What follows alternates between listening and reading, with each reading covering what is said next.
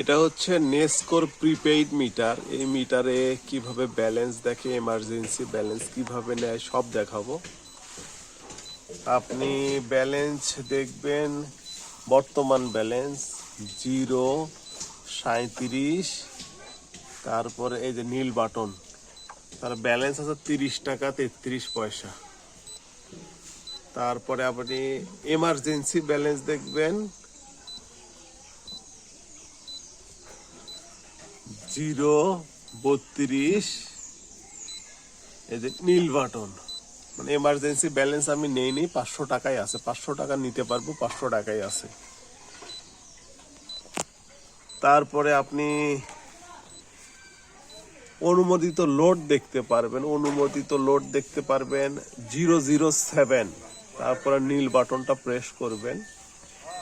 তারপরে আপনি ব্যবহৃত এমার্জেন্সি ব্যালেন্স দেখতে পারবেন 0.39, নীল বাটন।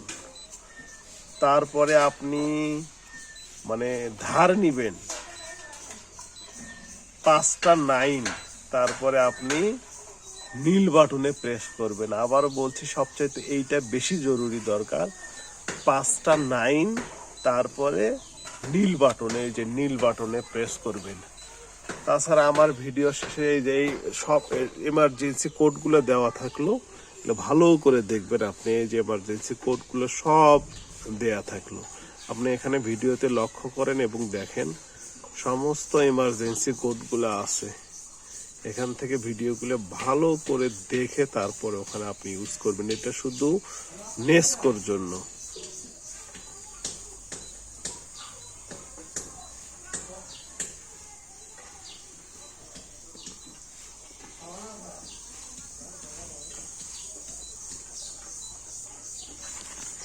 তো আশা করি ভিডিওটা ভালো লাগলে অবশ্যই সাবস্ক্রাইব করে দিবেন।